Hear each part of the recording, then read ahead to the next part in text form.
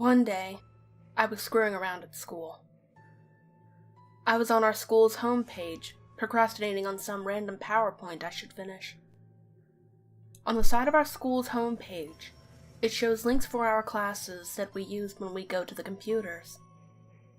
One of the websites was called findagrave.com. I thought about it for a second, then clicked on it. But before I did, I felt uneasy. Like, why is this here? It's not like we were doing some ancestry project or anything. It made me feel odd. Like, it made me think of all the stories of things that happened on the internet. But I'm just paranoid, right?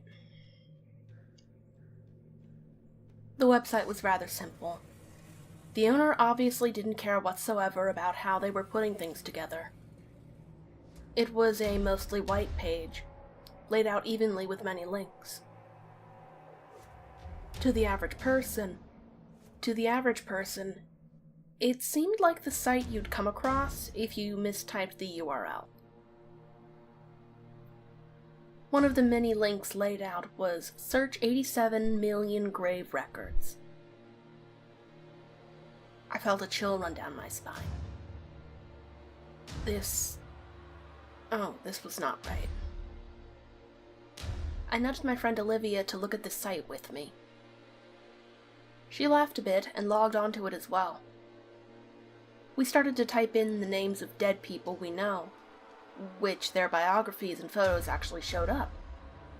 Another odd thing, someone has gone around and taken photos of their graves. Nearly every deceased family member I searched, a picture of their headstone came up. The period soon came to an end, and I went on with the rest of the school day, not thinking about it. That night, I got home and I told my mother about it. She just laughed and told me how weird it was. I still didn't feel quite right about it. Who in their right mind would go around and take photos of random people's graves? I asked my mother who the person who added the photo of my great-grandmother's tombstone was, because the name was unlisted, and, well, she had no idea. In my best interest, I decided to prod around the website a bit more.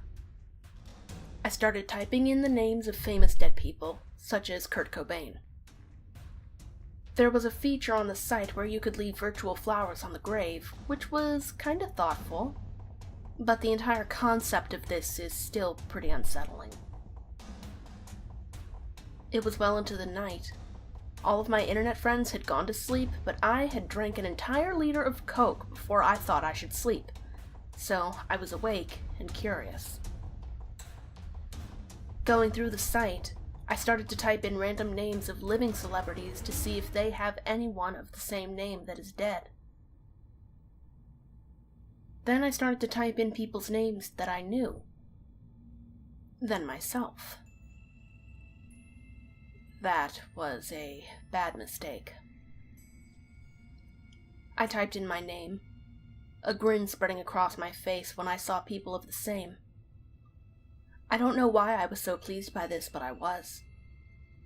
I clicked on all 4 of the results, looking at where they're from and what years they died. The more I kept looking at those contributions, the more scared I grew. I should have just shut the laptop as soon as I realized that all the dead with the same name as myself were in states surrounding my own. The birth dates and death dates were slowly increasing to mine. Clicking the back button, it said showing 4 of 5 results. Had I missed one? I could have sworn that I went through them all already. I scrolled down further to see the newest entry. I clicked on it. It said my birth year. And the date of the next day. The photo included was me, with someone standing behind me. At 11:59, just before midnight.